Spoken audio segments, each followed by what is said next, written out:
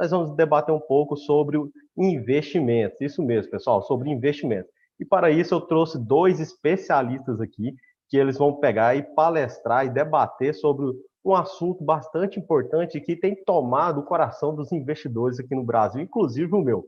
E esse investimento é o fundo imobiliário, que tem tomado e crescido bastante aqui. Para isso, eu trouxe o Moisés Politi, que é gestor da REC,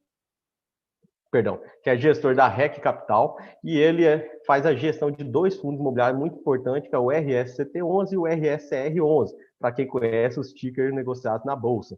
E logo adiante eu vou apresentar com o seu currículo. Para isso também eu trouxe aqui o meu amigo, professor Baroni, que é um dos especialistas mais famosos aqui do nosso continente e do nosso país sobre o assunto de fundos imobiliários, que ele está à frente da Suno Research, acho que vários de vocês devem conhecer, uma das maiores casas de análise do nosso país, e além de tudo, ele é um grande conterrâneo nosso aqui do estado de Goiás, isso mesmo, fugindo um pouco do nosso eixo Rio-São Paulo, que deixa mais alegre ainda por estar, que se colocou à disposição de participar desse nosso evento. Então, às 19 horas, vamos iniciar pontualmente esse nosso evento, pois é um assunto que tomaria bastante tempo, mas temos tempo suficiente para colocar algumas considerações e as perspectivas que os dois enxergam como vantagem e desvantagem frente ao crescimento de investidores e também para o nosso futuro, nosso cenário no longo prazo.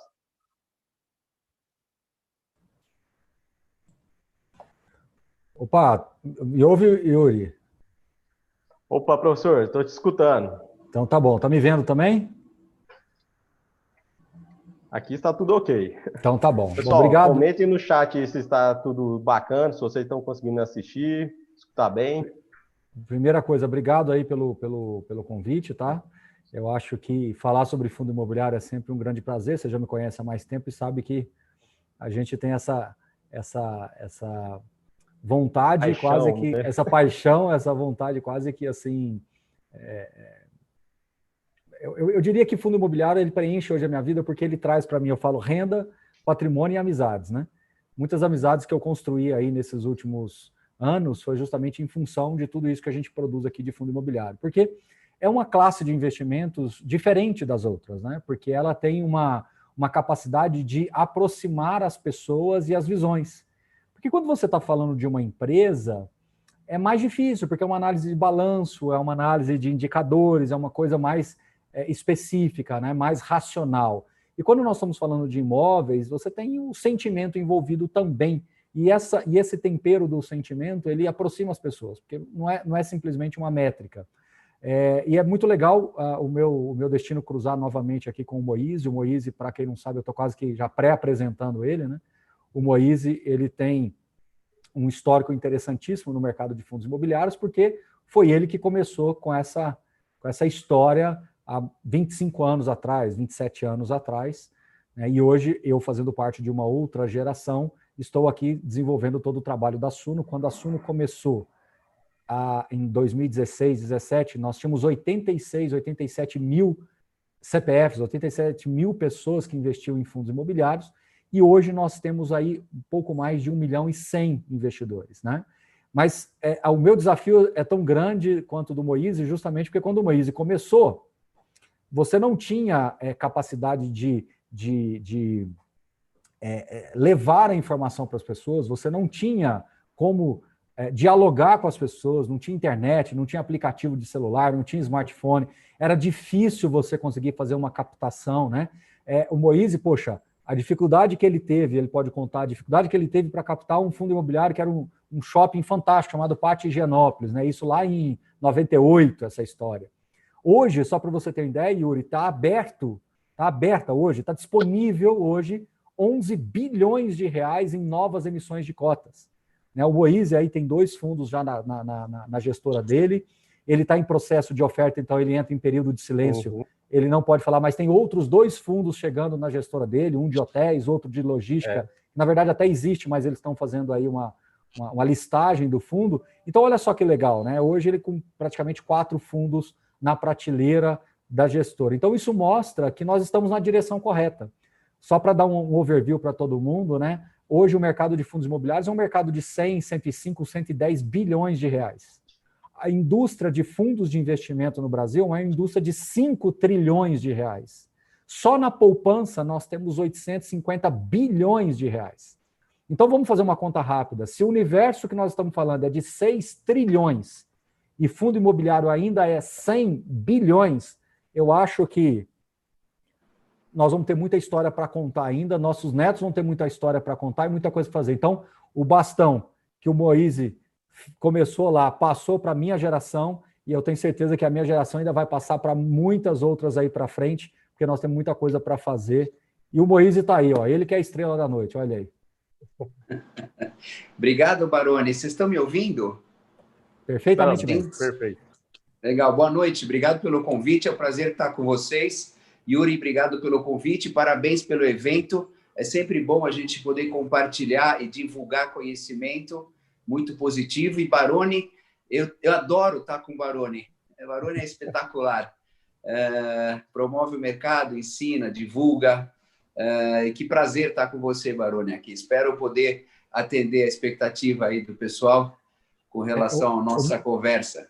Ô Moise, é tão legal, né, ver você, por exemplo, que começou isso lá atrás, em 97, 98, a dificuldade que se tinha para conseguir uma captação, a dificuldade que você tinha para conseguir divulgar, porque, veja, na sua época não tinha um smartphone, não tinha um aplicativo de celular, as pessoas não sabiam o que era corretora, as pessoas não sabiam o que era investir em fundos, ou seja, era um país completamente diferente. Então, receber tudo isso de vocês, da sua geração, do Beleza, do Vitor Bidetti, tantos outros que escreveram esse capítulo inicial da história, para mim é um prazer muito grande da gente ter coexistido nessa transferência. Isso que é mais legal, né? Nossa geração dialogando junto, entregando um mercado, tomara que a gente consiga entregar um mercado bilionário de fundos imobiliários, porque eu acredito, não sei qual é a sua opinião, que o mercado de fundos imobiliários, na minha visão, ele conseguiria tirar o Brasil de uma crise ou conseguiria colocar o Brasil num outro patamar. Quantas empresas hoje estão sentadas em imóveis de 200, 300, 400 milhões de reais e tendo que pegar um dinheiro no rotativo do banco para pagar a folha de pagamento? Ou seja, a solução está diante dela e às vezes as pessoas não enxergam, né? É verdade. Dando um pouco de retrospectiva, já que você abriu nessa linha, em 97, 98, quando a gente teve a ideia de fazer o business de produtos financeiros ao mercado imobiliário, né, capital market, securitização, fundos imobiliários, nós tínhamos esse conceito, né, com relação aos fundos, de que, o investidor brasileiro poderia encontrar uma maneira muito mais fácil e mais inteligente de investir em fundos e em imóveis, né? Porque na época o pessoal comprava uma salinha comercial, comprava uma residência pequena, alugava, depois tinha problema na hora de ficar vago e ter que fazer a reforma e tudo mais, né? Enquanto que essa modalidade que a gente trouxe e a gente copiou dos Estados Unidos, quer dizer, não inventamos nada, nós copiamos dos Estados Unidos e existia a legislação no Brasil. Mas nós fomos o primeiro a decidir ir nessa linha, porque a gente viu que os investidores queriam investir em imóveis e não tinham veículos adequados ou ninguém estava promovendo. O primeiro produto, você falou bem, foi o Shopping Higienópolis. Nós, na época, em 99, foi o primeiro produto para investidor de varejo. Hoje nós temos 1.100.000 investidores na B3, de fundo imobiliário, e na época foram os primeiros 600 investidores, os pioneiros, né? E não tinha, como você falou, não tinha WhatsApp, não tinha aplicativo, não tinha nada, e também não tinha listagem na B3. Então, qual que era o desafio inicial? Primeiro, convencer o investidor que era melhor ele ter uma cota do que a matrícula. Porque, na época, quando a gente fez o Higienópolis, eu quero a matrícula do shopping. Não, você não vai ter a matrícula, você vai ter a cota e o administrador vai ter a matrícula por sua conta e ordem. Então, esse já era um conceito difícil de explicar, né? E segundo, a questão da liquidez. Nós, na Aurinvest, com os nossos sócios, nós nos colocamos à disposição de fazer um mercado secundário de balcão. Então, e a gente fazia na cota de emissão. Você comprou a 100, a gente está lá sempre para recomprar a 100. Então, esse era o jeito que tinha liquidez, né? Até 2004, 2005, quando a gente começou a listar na B3. Né? A gente ficou uns 4 anos sem ter listagem, era tudo mercado de balcão, cota 100, não flutuava, não subia e descia, né? E esse negócio da listagem é uma coisa interessante, porque nós relutamos muito no começo a listar os produtos de fundo imobiliário. Por quê? Porque o mercado estava no começo, ainda era na sua infância, e a gente tinha receio que a volatilidade de uma B3 que acontece nas ações fosse estendida ao fundo imobiliário e afastasse o investidor. Porque o investidor, quando ele tem um imóvel, ele está lá tranquilo. O imóvel não sobe e desce de preço todos os dias. Hoje, as nossas cotas subiram e desceram 2%, 3%, né? Isso não acontece com o imóvel, né? Então, esse era o nosso desafio. Falar, investidor, está lá o imóvel, ele não mudou, ele continua lá, só que está subindo e descendo. Paciência, relaxa, o seu negócio é dividendo e valor que você tem no longo prazo desse imóvel. Então, essa foi a sequência. Depois nós tivemos uma sequência interessante. Se eu estiver falando muito, Yuri, me avisa, porque senão eu vou ir longe, hein? Depois a gente teve a questão... justamente para isso, tá, Moisés? Pode ir. Dá um pouco de histórico. Aí depois a gente teve a questão do monoativo. Então, primeiro começou monoativo, sem gestão ativa. Tipo, tá bom, vem cá, investidor, esse é seu imóvel, ele está na forma de fundo, ninguém vai mexer nele, e está lá sozinho, tá? Ok. Depois, multiativo, sem gestão ativa. Então, você tem aqui 3 ou 4 imóveis, estão aí e ninguém vai mexer neles. E em 2007, nós fizemos o BC Fund, que foi o primeiro fundo com gestão ativa de multiativos. E aí você já tinha compra, vende, alavanca, compra a prazo. Então, aí já mudou um pouco a dinâmica do mercado. Os nossos diretores tiveram essa ideia junto comigo, o Rossano, o Rodrigo Machado, todo mundo. O Sérgio Beleza discutia muito com ele sobre esse negócio da listagem ou não, né? Então, e aí construímos esse mercado. Quando a nossa empresa foi vendida... Fala. Posso te fazer uma pergunta? Eu sei que você ia falar agora da Brasília Mortgage, daqui a pouquinho você fala. Yuri, eu estou meio que atravessando você aqui, porque o Moise eu vou brincar com o Moise igual eu brinco com o Beleza, e ele vai entender que é carinhosamente. Quando a gente tem os dinossauros perto, a gente tem que respeitar, reverenciar e tirar o máximo de informação, carinhosamente. O Moise, você disse que vocês copiaram muita coisa dos Estados Unidos, e realmente você faz. Hoje você tem um fundo de CRI já muito consolidado, enfim... que é um fundo de dívida, que é um pouco da Brasília Mortgage que você ia falar quando eu te interrompi. Mas nós estamos num evento jurídico, né? Aqui nós estamos num ambiente jurídico. E eu queria te fazer uma pergunta para depois passar a bola para o Yuri aí e ele fazer a intermediação. Mas você concorda comigo, e fica à vontade para discordar, que apesar de vocês, eu vou colocar vocês todos na mesma conta, inclusive o Rodrigo Machado está nos Estados Unidos hoje, inclusive vocês terem copiado dos Estados Unidos, vocês não acham que a gente copiou a parte boa? Ou seja, a impressão que eu tenho é que o arcabouço jurídico do fundo imobiliário, talvez ele pode ser mais seguro do que o que a gente tem nos Estados Unidos. E eu tenho uma tese que eu queria te ouvir, que eu falo assim, nos Estados Unidos, a legislação parte do pressuposto que todo mundo é honesto, e se eu te pegar fazendo errado, cana. E aqui no Brasil, ao contrário, eu parto do pressuposto que todo mundo está fazendo tudo errado o tempo todo, e o fim da história você já entendeu o que é. O que você acha, seu Moise? Eu acho que você está certíssimo. Quer dizer, a nossa legislação ela é muito mais sofisticada do que a legislação americana, né? Quer dizer, lá nos Estados Unidos, eles falam, tá bom, você pode fazer, mas se você fizer errado, eu te prendo. Aqui você não pode fazer nada, já está escrito, né, o seu roteiro. Então, com relação à parte jurídica, né, a parte jurídica do fundo imobiliário, ela é muito, muito boa no Brasil. Primeiro, você tem a questão de não poder tomar empréstimo no fundo imobiliário. Eu acho bom isso, eu acho bom.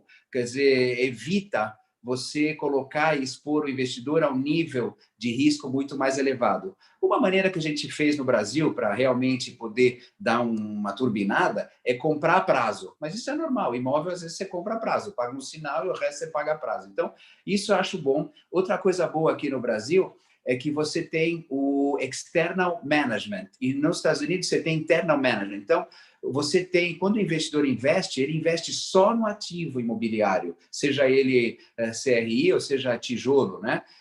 E o gestor e os consultores, eles estão externos ao fundo, tendo a transparência total do que eles ganham. Nos Estados Unidos, os gestores e diretores, eles são funcionários do REIT, do fundo, né? Que é a empresa lá que é semelhante à nossa. Então, aí você não consegue ter a visibilidade correta dos custos, porque aqueles custos, o diretor vai viajar, ele pega um jatinho, vai e volta, tal. Então, isso é uma coisa boa. A outra coisa boa é que no Brasil, você tem uma situação que é fiduciária. Você tem um administrador fiduciário, que é uma instituição financeira regulada pelo Banco Central e pela CVM, que tem os ativos no seu portfólio por conta e ordem dos investidores. Então, é fidúcia, né? Onde ele tem que seguir exatamente os protocolos de, vamos dizer, quanto vale esse ativo para aquisição, tem que ter avaliação, todo o sistema de receber os recursos e repassar para os investidores e garantir toda a parte diligente, né? O administrador fiduciário, ele participa da diligência jurídica dos ativos que estão entrando. Então, documentação, todas aquelas, né, de quem eram os imóveis, se tem algum problema com a sucessão das vendas, né? Então, eu acho que nós temos um sistema muito melhor aqui no Brasil, foi aperfeiçoado, assim como nos CRIs também. As nossas securitizadoras, elas são muito melhores do que Fannie Mae e Freddie Mac. A gente foi lá e estudou. Nós fomos no REIT Association nos Estados Unidos para estudar, fomos no Freddie Mac, Fannie Mae, e aqui a gente tem uma securitização que é um conduíte muito mais perfeito do que eles têm nos Estados Unidos. Lá os ativos se misturam, aqui não, cada série é legalmente totalmente separada, apartada da outra série e do patrimônio da securitizadora. Quer dizer, o grau de confiança que a gente tem no sistema do ponto jurídico é muito melhor. Então, às vezes, tem uma certa injustiça por parte dos investidores estrangeiros que dizem que a gente tem um problema de, né, tipo, um legal issue no Brasil, que é, né, segurança jurídica. Eu acho que a gente tem os mecanismos todos. Às vezes tem um problema, de um contrato atípico, tem um problema que um juiz resolve decidir diferente ou alguma coisa desse tipo. Mas, no geral, a gente tem uma segurança jurídica aqui. Obviamente, se a gente tivesse o take or pay, né, nos Estados Unidos, como os aluguéis lá, você faz o contrato, você não pode sair depois de 3 meses. Aqui a legislação é um pouco diferente. O cara faz contrato de 5 anos e ele pode sair em 3 meses, notice, né? Então, essas coisas poderiam ser aprimoradas, né? Eu acho que deveriam ser aprimoradas. O sistema seria muito melhor, porque assim como alguém pega uma dívida e tem que pagar, se você contrata um aluguel, seja residencial ou comercial, por 5 anos, você tem que ficar lá 5 anos. Esse negócio de sair depois de 3 meses e deixar todo mundo com a brocha na mão não vale, né? Não vale. Então... Ô, Yuri, assume aí que senão você colocar eu e Moisés para ficar falando aqui, nós vamos até 10 da noite, você não vai nem ver. Não, que isso, professor, mas essa é a intenção mesmo, viu? Colher frutos do conhecimento, acho que dos dois que são especialistas aqui no mercado e têm fomentado demais a nossa indústria. O Moisés, que é um grande gestor, né, tem uma vasta experiência aí, dos que eu conheço pessoalmente, e o professor Baroni, que eu falo que é o meu mentor aqui, né, o mestre Baroni, né, que tem aprofundado demais e expandido demais a indústria do fundo imobiliário através de várias palestras, participações em eventos, e tem feito um excelente trabalho, principalmente no canal dele, pessoal. Então já fico mexendo aqui, sigam o canal do professor Baroni, tá? Que lá é conteúdo ponta de linha, viu? Então, Moisés, pode continuar a sua história, eu estou achando muito interessante, eu gosto bastante de ver essa questão histórica mesmo, de como começou a indústria, como foi fomentado, porque igual o professor Baroni já mencionou mesmo, naquela época que não existia internet, não existia nem o WhatsApp, era SMS, né? Então era uma época bastante complicada, né? Creio eu, né? Para captar, para o investidor sentir confiança, né? De que não era uma latada. Era difícil, Yuri. Era difícil, porque primeiro eu convenci o investidor de, em vez de investir em imóvel, investir em cota. Esse já foi um desafio. Os primeiros 600, obviamente, foram amigos, né? Minha mãe, meus tios, né? Meu tio falava, o que é isso, Moisés? Eu falei, relaxa, tio, é legal, compra aí, sabe? Tipo, no começo. E eu só queria fazer um amendment aí da fala do Baroni, né? Que nós estamos passando esse legado para a geração do Baroni, que é mais jovem. Mas eu não vou passar para ele, eu vou passar para os netos dele, porque eu pretendo ficar aqui fazendo gestão de fundos até 120 anos. Então, eu não vou passar bastão para ele, não, vai ser para os netos. Boa. Então, continuando. Então, aí, a partir desse momento, que os primeiros 600 investidores, nós começamos a procurar investimentos grandes, que tinham uma diversificação de risco, para poder distribuir para esses investidores pequenos que tinham a sua poupança e queriam investir em grandes projetos, e eles não poderiam se não fosse através do fundo imobiliário. Então, nessa sequência, nós fizemos muitos produtos. A gente fez o Campus Faria Lima da Insper, fizemos a Torre Norte, fizemos o BC Fund, o Fundo Max Invest de flats, o Excellence, que são os CRIs, né? A gente foi fazendo, fizemos 54 fundos, mais ou menos, 15 bilhões de reais. Em 2012, o BTG Pactual comprou a nossa plataforma, essa parte de imobiliária, de fundos imobiliários, né? Foi uma jornada bem interessante, porque a gente teve não só o desafio de construir a nossa empresa, mas de ajudar a construir a indústria. Então, junto com a CVM, a gente foi lá para discutir e ajudar a fazer o fundo de fundos, né, com o Rodrigo Machado, o Fábio Nogueira. Depois, nós fomos na Receita para pedir a isenção dos dividendos de cotas de fundo imobiliário para pessoa física. O CRI, ele era, quando ele foi regulado, ele era só série única, só uma série. A gente foi na CVM e falou, podemos fazer subordinado e sênior, né? E eles toparam, falaram, não, tudo bem, faz subordinado e sênior, mas não exagera, porque nos Estados Unidos eles têm 6 ou 7 séries na mesma emissão, né? Então é principal only, interest only, kitchen sink, eles têm muitas coisas. A gente só tem, eles nos autorizaram, nós temos a primeira operação de sênior e júnior de CRI, né? Então, por exemplo, refinanciamento imobiliário, que é o home equity, a gente estava muito preocupado porque no Brasil a poupança do brasileiro está muito empossada. Ele tem um imóvel, né? Ou ele tem um imóvel parcialmente pago, né? E ele tem aquele capital lá preso. Nos Estados Unidos, faz refinanciamento, faz home equity. A gente não tinha isso. Em 2005, nós fizemos um trabalho maravilhoso com 2 diretores do Banco Central, que no final, o Conselho Monetário Nacional, em dezembro de 2005, aprovou o refinanciamento imobiliário, que serve de lastro para a CRI e para a LCI. E aí o nosso objetivo é, tipo, você tem um imóvel pago, você pode refinanciar para usar para a educação dos filhos, para viagem, para comprar uma outra residência, né? Então, durante eu trabalho no mercado financeiro há 40 anos, mas durante os últimos 22 anos, eu fiquei muito ligado ao mercado de capitais direcionado aos imóveis, ao mercado imobiliário, né? E de uns tempos para cá, o Baroni mencionou, eu tenho uma gestora atualmente pequena, independente. Nós temos 2 fundos imobiliários que já têm uma certa tradição, né? Tradição de 2017 e de 2019, são fundos que estão performando bem. E nós estamos começando 2 outros fundos, né? Nós temos, os primeiros são CRI e Lajes Corporativa, Renda Urbana, e os outros fundos são de hotelaria e de logística, que agora estão em processo de captação.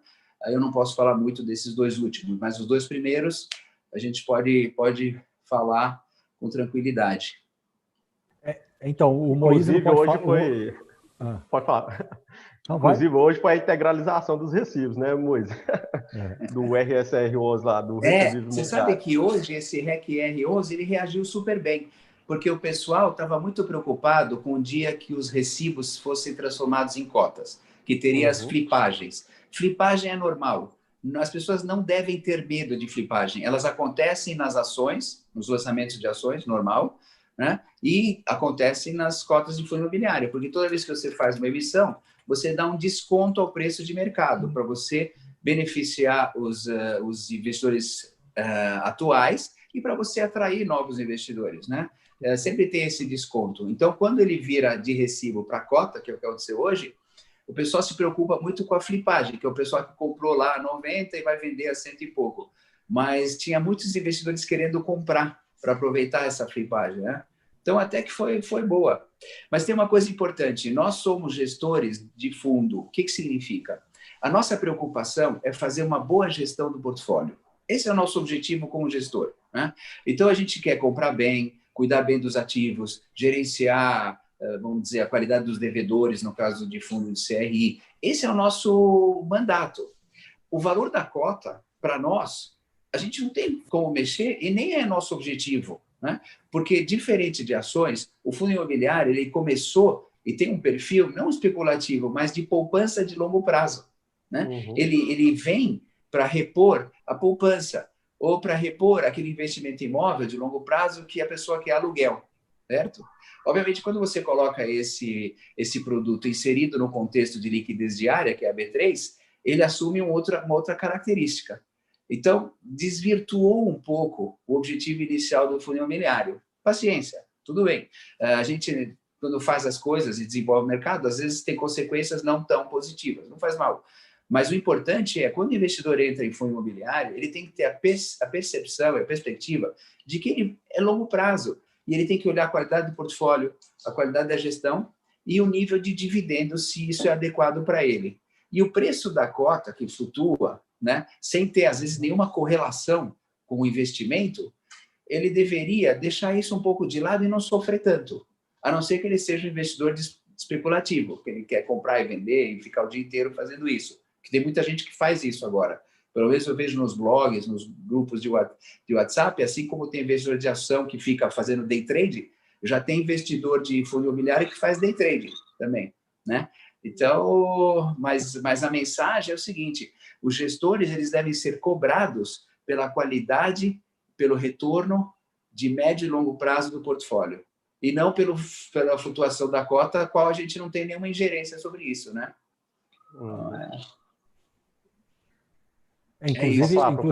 Inclusive, quando alguém me pergunta sobre isso, né, eu até fiz uma live hoje, porque alguns fundos caindo de preço, aquela coisa toda, e eu tenho comigo uma convicção, pois o Moise pode confirmar ou não, de que a quantidade de emissões aqui para essa reta final do ano, ela ficou muito acima da capacidade da própria indústria absorver.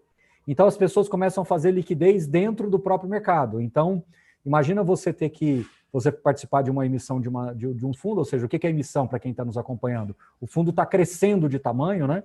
Então você precisa cobrir aquela operação, você precisa honrar aquela operação, você vende cotas de outros fundos. Então, uma coisa vai puxando a outra e você gera essa dificuldade de honrar todos esses quase 11 bilhões de reais que está aí no curto prazo para serem liquidados. Mas o que o Moise falou, quando alguém me pergunta de por que o fundo está caindo e tal, eu falo o seguinte, viu, Moise? É até uma brincadeira que eu tenho aqui. Na minha planilha aqui do Excel, a minha renda, ela fica num fundo, acho que o Yuri já veio contando essa história, num verde, vamos falar assim, num amarelo meio... Sabe aquele amarelo... poxa, como é que seria? Um cintilante, assim, uma coisa meio viva. Seria um amarelo limão, um verde cítrico, alguma coisa... que eu brinco muito, eu falo que aquilo ali é o lugar da planilha onde realmente eu olho, sabe, Moise? Ou seja, o que interessa para o investidor de longo prazo em fundo imobiliário é olhar muito mais o quanto que ele está conseguindo gerar de renda naquele mês. A flutuação do patrimônio, da cota patrimonial, a flutuação do valor no mercado secundário, você não tem tanto controle assim. Então, o exemplo que eu gosto de dar quando eu estou numa palestra, imagine que hoje você tivesse 100 imóveis. 100 imóveis, entre apartamentos, lojas de rua, armazéns, tudo. O que interessa para esse dono desse portfólio de 100 imóveis é o quanto ele está recebendo de renda de aluguel. Se o vizinho dele comprar ou vender um apartamento mais caro ou mais barato naquele prédio, honestamente, talvez ele nem vai saber que aquilo ali aconteceu. Se o vizinho da esquina, ele tem uma farmácia alocada lá, se o vizinho da esquina vender para uma lanchonete ou comprar um restaurante, ele não vai saber. Então, a impressão que eu tenho é que o mercado líquido, ele traz benefícios, porque você consegue hoje comprar e vender R$1 milhão no dia com muita facilidade, tanto dos fundos do Moise quanto de outros fundos imobiliários. O mercado de fundos imobiliários hoje ele gira 200, 250 milhões de reais por dia. Então, isso é bom por um lado, porque você tem a liquidez, mas por outro lado, aquele investidor que acompanha muito o pisca-pisca da Bolsa, ele pode ser levado talvez a tomar decisões equivocadas. O que é natural também, né, Moise? Somos seres humanos, todo mundo pode invariavelmente fazer alguma coisa errada, seja na ponta compradora ou seja na ponta vendedora. Isso não... Mas eu acho que a experiência vai te colocando para entender melhor que essa oscilação, se você tiver um pouco mais de frieza, pode ser mais a seu favor do que contra, né? Exato, O que a gente recomenda, né, para os investidores, hoje nós temos 100 mil investidores, é um número bem bacana para uma gestora pequena que começou há 3 anos atrás, né?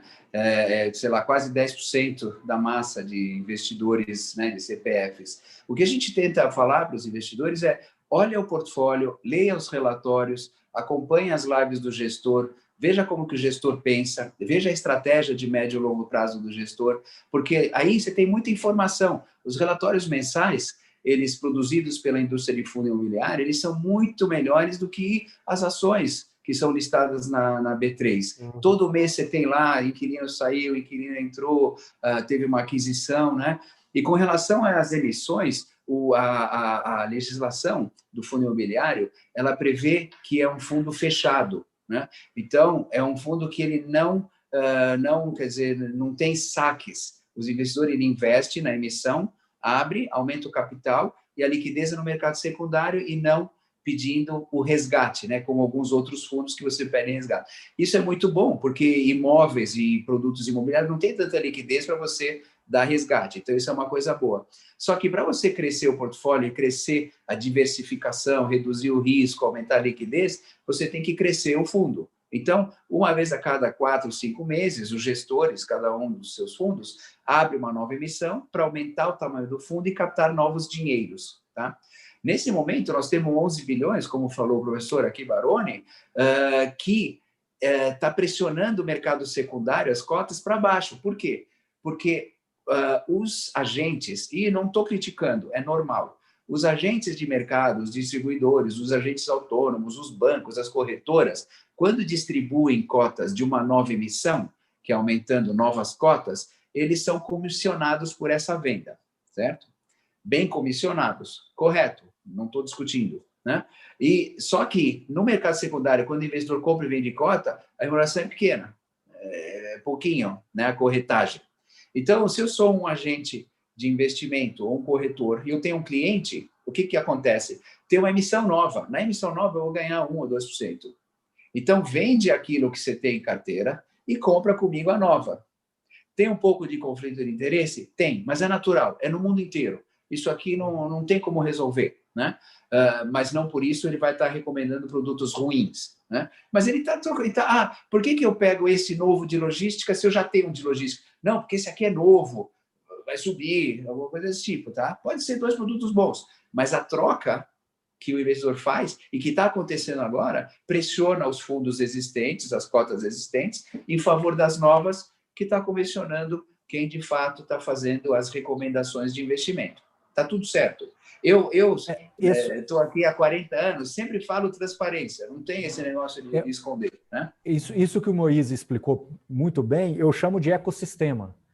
Entendeu? O ecossistema ele vai encontrando o equilíbrio dele, mas em determinados momentos, às vezes, a gente acha confuso. O melhor exemplo que eu gosto de dar, Moisés, é quando a gente está aí, e o Yuri, que é meu conterrâneo aqui de Goiânia, sabe muito bem, por esses últimos aí 1 ano, 2 anos, muitas obras na cidade. Então, toda obra ela é confusa. Começa aquela quebradeira, começa aquela confusão, depois muita terra, muita lama, aí chove, tem que parar, aí tem um problema aqui, outro ali, você fala, isso aqui não vai ficar pronto nunca, de repente a coisa vai tomando vulto, e de repente tudo está pronto, e aí surge ali um viaduto, surge ali uma conexão entre 2 bairros, e seja lá o que for. Então, a impressão que eu tenho é que a indústria de fundos imobiliários está exatamente nesse momento. A gente era uma cidade do interior que, de repente, chegaram 3, 4 indústrias de grande porte, começou a contratar pessoas, aquilo ali começou a puxar desenvolvimento, aí alguém resolveu construir um shopping center, o outro resolveu fazer uma pista mais larga na rua principal da cidade, então você virou um canteiro de obras. E todo canteiro de obras ele é caótico. Mas a impressão que eu tenho, o Moisés e Yuri, me corrijam se eu estiver errado, é que se a gente não enfrentar esse canteiro de obras, a gente sempre vai ficar adiando e continuando investindo na renda fixa, onde tudo é mais fácil. Então, me parece que nós vamos ter que encarar esse canteiro de obras na esperança de entregar para os nossos netos uma cidade pronta. Porque aí a cidade pronta, ela cresce dentro de um vetor mais controlado, mais sustentável. Ela não cresce caoticamente. Estou errado, Moisés? Não, está certíssimo. Quando você diz isso, quer dizer, é toda questão de education. A gente passou de 98 para 2012, de 600 investidores para 60 mil. 2012 até hoje, né? 8 anos, de 60 mil para 1 milhão e 100. Né? Então, todo esse processo de crescimento, às vezes, ele traz dores do crescimento. É normal. Mas o education, o investidor começar a aprender, e todos esses fóruns, os blogs, tudo, estão servindo muito positivamente para realmente educar o investidor. Tem muitas vezes que você vê o investidor e fala, então, baseado na recomendação do colega do fórum, vou vender. Aí os outros falam, não vende, porque isso aqui não é bem assim, vai ler o relatório e tal. Então, eu acho isso bem legal. E essa é uma indústria que vai crescer muito, Baroni.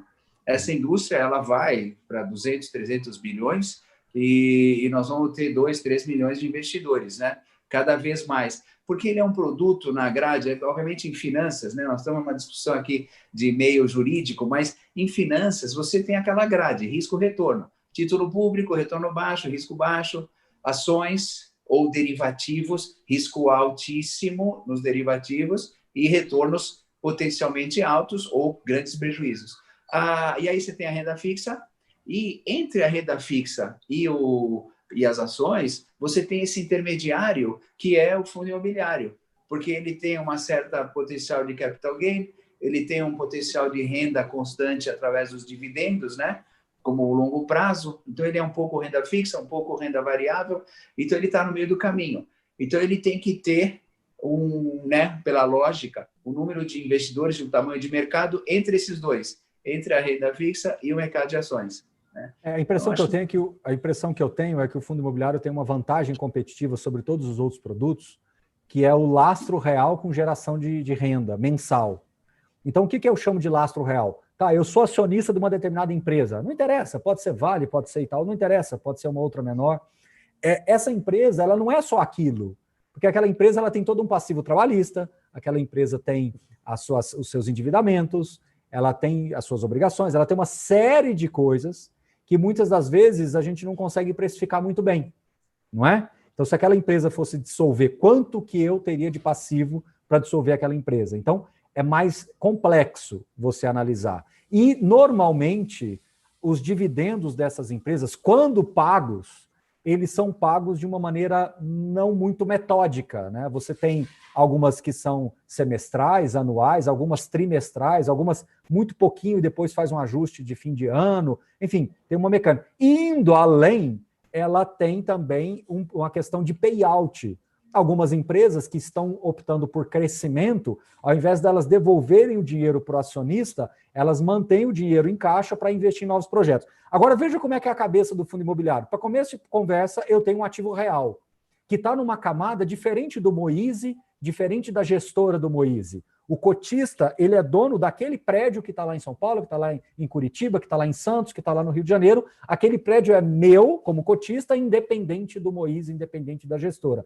O Moise é um gestor contratado para tomar conta disso. Então, isso já coloca, como ele falou, um agente externo que pode tomar decisões pelo fundo, mas o imóvel é do cotista. Então, esse é um ponto importantíssimo.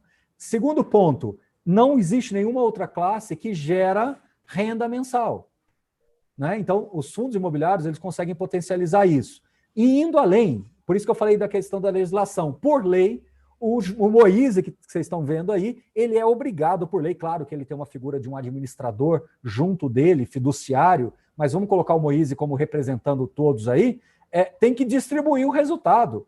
Ele não pode, da cabeça dele, falar assim, sabe o que eu estou querendo fazer? Eu vou segurar aqui uns 200 mil esse mês, porque eu acho que eu vou ter que pagar. Não, não pode. O Moise tem que distribuir 95% do resultado líquido semestral e pronto, e acabou. Se ele não fizer isso, o fundo fica desenquadrado e ele perde o status de fundo imobiliário e ele vai ter problemas sérios, jurídicos e com os cotistas. Então, veja, tem uma estrutura por detrás interessantíssima. E para concluir, já que a gente está num fórum jurídico, a mágica também que eu acho fantástica de comentar é que o Moise tem lá um fundo imobiliário que tem um prédio corporativo em Santos. E aí, por algum motivo, o locatário desse prédio começa a fazer alguma coisa ilicitamente dentro desse prédio. O cotista não é penalizado por isso, não é? Ou seja, o cotista não tem a responsabilidade por isso.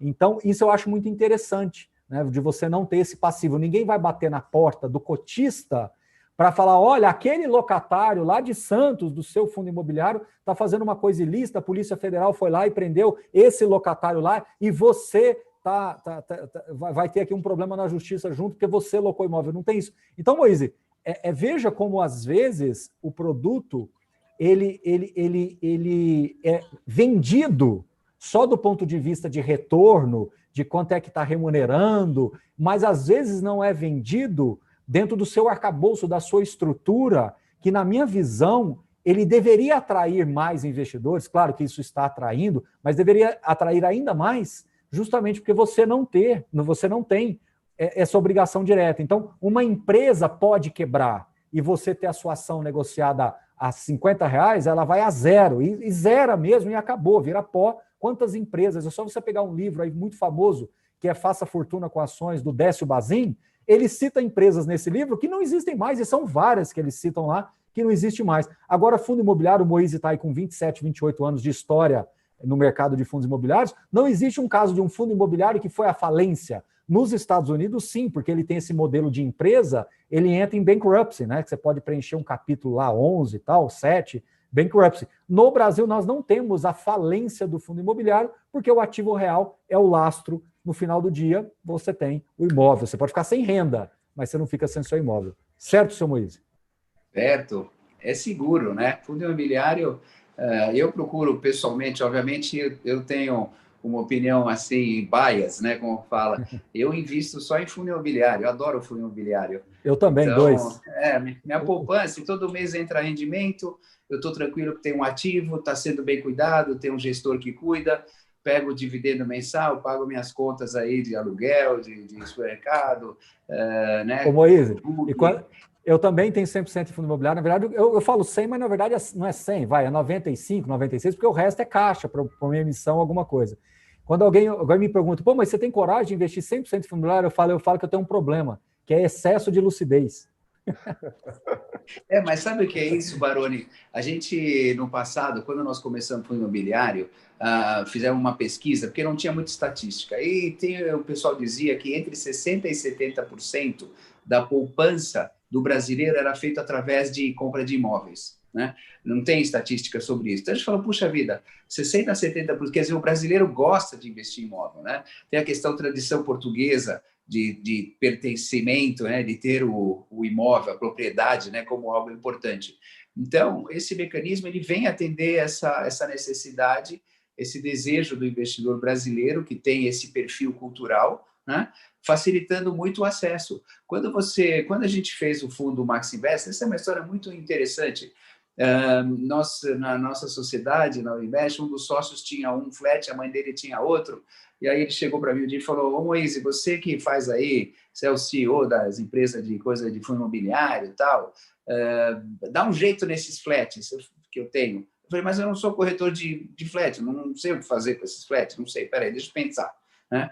Aí convidei o Diogo da Hotel Invest, que é uma consultoria muito credenciada, muito reputable, né, de hotelaria. Falei, Diogo, é o seguinte, tem muitos investidores que estão com flats aí, que vale 100, 120 mil reais na época e tal, e o cara quer um pouco de liquidez para comprar uma moto, alguma coisa assim, não consegue. A renda, ela é errática. O cara tem uma concentração num único imóvel, então, se fica vago dentro daquele hotel, do flat, ele deixa de ter renda. Então, vamos fazer o seguinte, vamos pegar um fundo e fazer com que os investidores que têm flat capitalizem seus flats nesse fundo.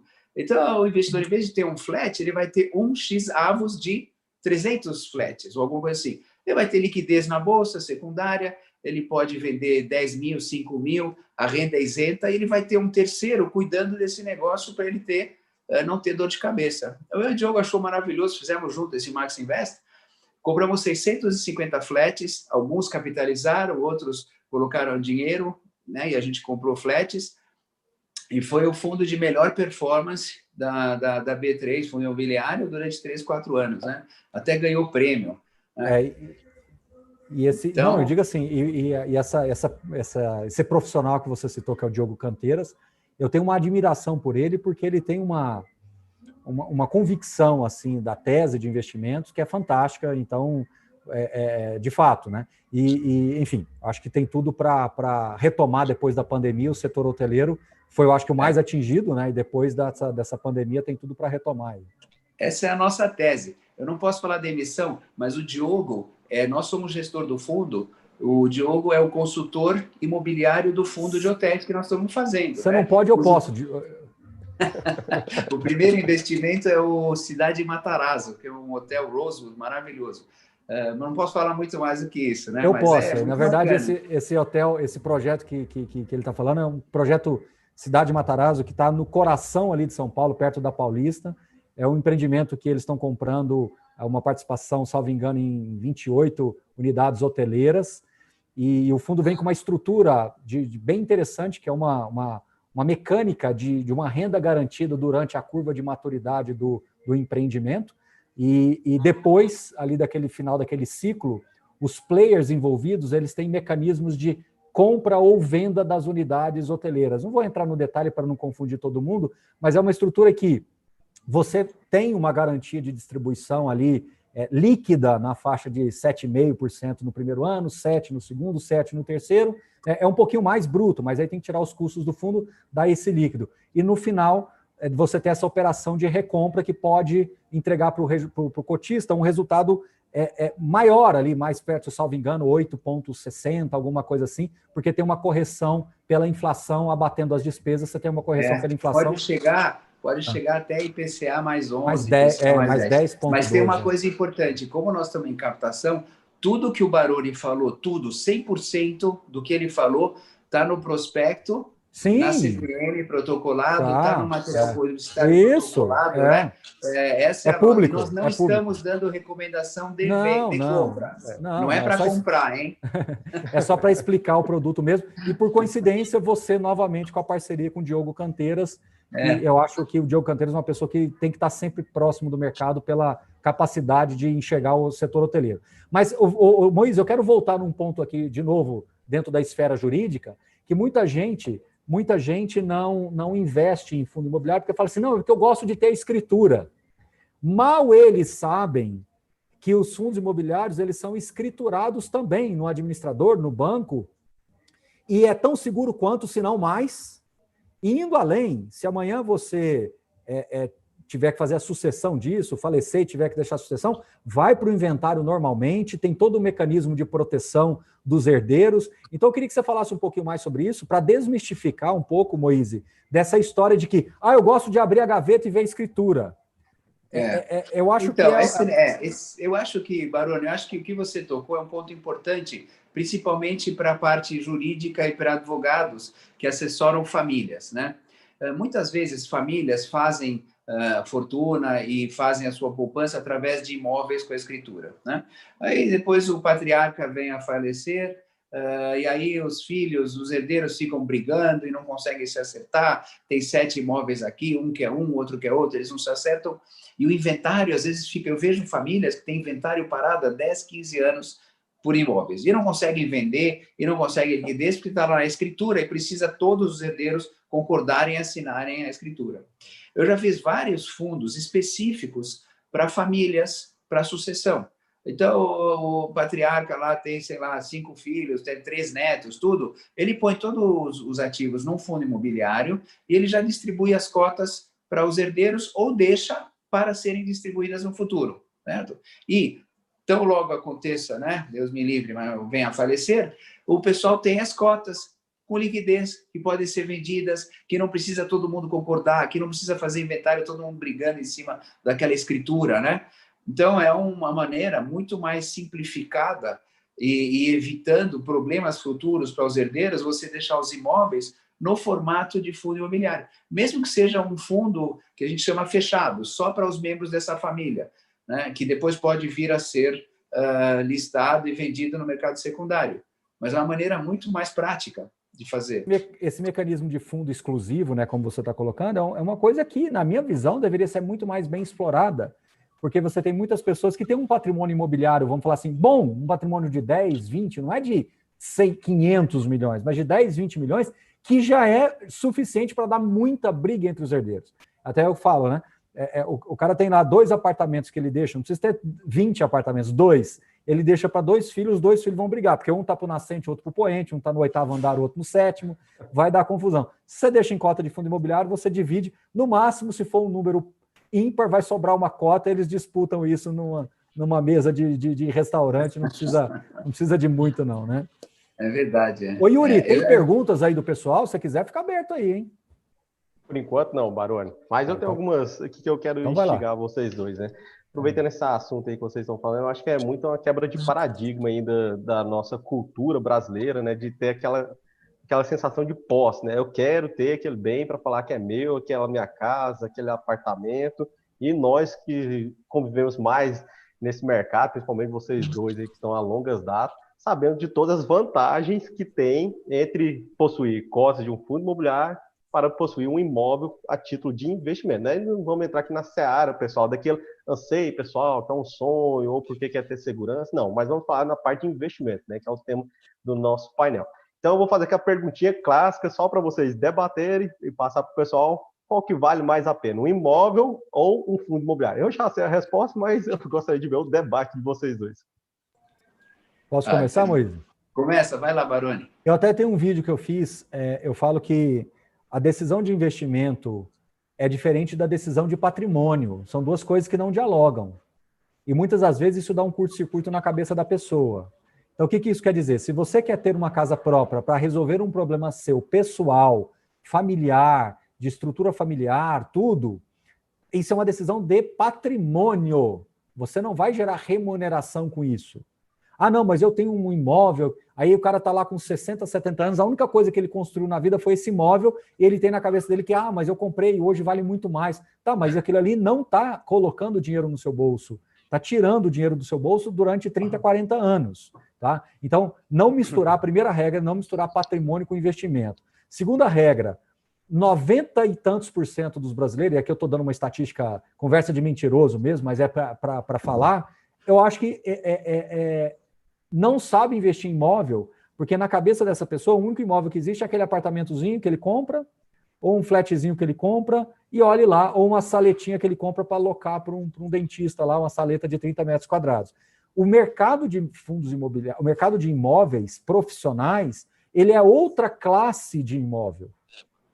Né? Então, quando o Moise falou aí, ele tem um fundo lá que é o RECT e tal, você está comprando um imóvel que a Viva é locatária. Você está comprando um imóvel que uma embaixada, né, um consulado, alguma coisa, é um locatário. Você está comprando um imóvel que é um terreno dentro da cidade, um imóvel dentro da cidade, que tem um valor agregado absurdamente alto no médio e longo prazo, que você não vai ter um cheque de 40, 50 milhões ou 200 milhões, dependendo do porte do imóvel, que você vai comprar toda hora. Um outro fundo aí, listado, anunciou hoje, uma aquisição de 150 milhões no imóvel em Santo Amaro. Antes de ontem, o outro anunciou um imóvel de 420 milhões também na Marginal Pinheiros ali. Então, são imóveis que não são acessíveis para as pessoas em geral. Então, eu aposentar com um ou dois apartamentozinhos lá de 2 quartos locado para uma família, gente, a minha renda é binária. Se essa pessoa sair, eu perco a minha renda. Fundo imobiliário, você tem aí o fundo do Moise de CRI, que tem 56 CRIs no portfólio, que paga hoje aí inflação mais 7, inflação mais 8, que nem o Moise, nem o Max lá, que toma conta mais do dia a dia, sabe quantos devedores tem, porque são centenas de milhares. É claro que eu estou fazendo uma brincadeira, se eles puxarem na vírgula, eles vão saber a resposta, mas é só para dimensionar para vocês que nós estamos comparando laranja com banana. Então é uma comparação que não faz sentido. Por quê? Por causa do curto-circuito que dá entre patrimônio e investimento. Tá? Então, agora, quando você tem um patrimônio muito grande, vou dar um número hipotético, um patrimônio de R$1 milhão, e você compra um apartamento de 100 mil para você morar e resolve a sua vida, ok, se isso te dá conforto, tudo bem. Não é investimento, é o patrimônio que você imobilizou. É um patrimônio imobilizado, é um ativo imobilizado que você comprou. Agora, eu não sei a opinião do Moise. O Moise já tem filhos, eu e os meus aqui são um molequinho, aqui, um de 10, outro de 6 anos. O Moise já tem filho que já sabe disso aqui igual a gente. Você dá um apartamento para um jovem, de repente você está criando um problema para ele. Porque ele arruma uma namorada ou casa com alguém que passou num concurso em Brasília, que ou arrumou um emprego fora do eixo aí, Rio-São Paulo, ou ele resolveu passar uns dias, uma temporada nos Estados Unidos para estudar, aprender inglês, fazer uma pós-graduação. Ou seja, você deu um apartamento, você criou um problema para ele. Não é? Então, eu queria te ouvir, Moise, que tem filhos um pouco mais velhos aí, você está de acordo. Não, você está perfeito, porque também é uma questão conceitual, né? No passado, você tinha os investidores, né, aqueles que construíam patrimônio, era uma maneira de você preservar o valor da sua riqueza. Né? Então, alguns compravam fazendas, sítios, imóveis, né? Porque não existia maneiras acessíveis de você preservar o seu patrimônio no longo prazo. Não tinha fora a poupança, não tinha essas alternativas de você realmente preservar o seu patrimônio, né? De longo prazo. Então, quando alguém, no passado, eu digo no passado porque está mudando muito o conceito, inclusive culturalmente, ele comprava o imóvel para moradia, era, né, algo que ele vai morar, vai usufruir. Então, não é uma decisão de investimento, é uma decisão de vida, né? Tanto é que, quando às vezes a gente decide comprar um imóvel, né, e aí o investidor fala, ah, mas esse imóvel, ele é feio. Eu falei, é feio, mas ele dá uma renda maravilhosa, garantida por 10 anos. Mas ele é feio, mas você não vai morar lá, você não vai ficar lá o tempo todo. Não tem nada a ver com você, é uma maneira de gerar renda, né? Então, isso para distanciar um pouco o que você falou do que é investimento e o que é patrimônio. Mas com relação aos filhos é muito interessante, pelo seguinte, no passado existia a cultura das famílias de classe média, tá? O filho casou, o filho se formou, então eu vou dar um apartamento de presente para ele morar ou ajudar ele a comprar um imóvel. Hoje em dia não tem mais isso. Primeiro, porque existe muita mobilidade, os jovens hoje eles se movimentam muito, então o cara vai morar no Itaim, vai morar no Sumaré, vai morar em outro lugar, vai para, né, o exterior, tal. E também a cultura dos jovens, ela é mais de usufruir do que ter posse. É a experiência mais do que a posse dos bens. Por quê? Uber, né? Toda a cultura é essa, Uber, todos os aplicativos de você usufruir coisas sem precisar comprar, né? Airbnb, por exemplo, né? Ah, eu quero uma casa de praia, puxa, meus amigos todos pegam Airbnb, vai lá e aluga uma semana, 2 semanas, né? Ah, o carro, ah, eu uso Uber, o meu fica na garagem. Então, e os jovens, muito mais isso. Então, não só a decisão de investimento versus patrimônio, mas culturalmente também. Então, eu tenho 4 filhos, todos já têm de 26 para cima, nenhum deles tem apartamento próprio, não tem apartamento, eles não têm, eles não querem, não é uma coisa que eles têm na expectativa, mas todos os meus filhos têm fundos imobiliários, todos. E, by the way, só para você saber, eu como sou um cara moderno, apesar de 62 anos, sou muito moderno, eu também moro de aluguel. Eu moro de aluguel. Eu Eu também. tinha apartamento e tudo. Aí eu falei, não, por que eu vou deixar o dinheiro empatado aqui? Vendi o apartamento, aluguei e pus o dinheiro em fundo imobiliário. Não estou dando recomendação de investimento, pelo amor de Deus. Não, não, sim, eu acho que eu também tenho. Mas você sabe qual que é a recomendação que eu dou, Moise? Moise, uma coisa que eu aprendi, você tem 62, eu tenho 20 a menos. Na média, nós encontramos nos 52, tá bom. O que eu quero dizer? Que o que eu acho, 2 frases que eu gosto de dizer. O que eu acho não interessa muito, o que você acha não interessa muito, o que o Yuri acha não interessa muito, o que o mercado acha é o que interessa. Né? Então, assim, a visão que eu tenho, como você falou, as pessoas, esses millennials, né, essas pessoas mais jovens agora, elas querem ter essa liberdade de escolha do carro, da experiência, né, da experiência da moradia, da experiência da viagem. Então, isso é uma tendência natural. O que eu falar que é o que você falar, no final do dia vai valer a experiência das pessoas da grande maioria. E sobre essa questão de imóvel, né, uma coisa que eu aprendi, eu falo que imóvel não é concurso de beleza. Né? Se é bem localizado e tem um bom rendimento com um bom locatário, faz sentido, não é concurso de beleza. Mas só para concluir esse raciocínio, Moise, eu gosto muito da decisão familiar. Então, por exemplo, não adianta, Moise, você tomar essa decisão e acabar com um casamento por causa dessa decisão, ou você criar uma animosidade na família e você ser julgado se a cotação, você vendeu o seu imóvel, comprou um fundo imobiliário, ele caiu R$1, aí toda a família virar contra você, não adiantou também. Por isso que eu falo que cada um tem o seu travesseiro, cada um sabe aonde pesa, não é verdade? Então, por isso que tem que primeiro divorciar, depois vender o apartamento e depois vender. Aí depois casa de novo. Mas então, pessoal, é isso aí mesmo. O nosso tempo já está quase se exaurindo, falta mais 5 minutos aqui. Eu vou só fazer algumas considerações, já agradeço bastante aqui a presença de vocês, professor Barão ter aceitado o convite de prontidão, o Moise também. Ele é um gestor, pessoal, fica lá na Faria Lima, mas é muito aberto, tá? Vocês podem entrar em contato com ele, principalmente se vocês forem cotistas. Eu sou cotista dos fundos dele, não é uma recomendação, tá? Mas eu sou cotista dos fundos dele, então fica aí, ele é bem aberto mesmo para qualquer pessoa, você pode entrar em contato com ele, uma pessoa muito simpática e aberto para poder tirar qualquer tipo das suas dúvidas. Indo nessa linha de raciocínio desse também, eu sou muito nessa seara de que fazer uma distinção entre patrimônio e investimento. Como investimento, nós poderíamos falar mais 2 horas aqui e explicar 1000 motivos do que é melhor fundos imobiliários do que você comprar um imóvel mesmo, imobilizar seu capital, né?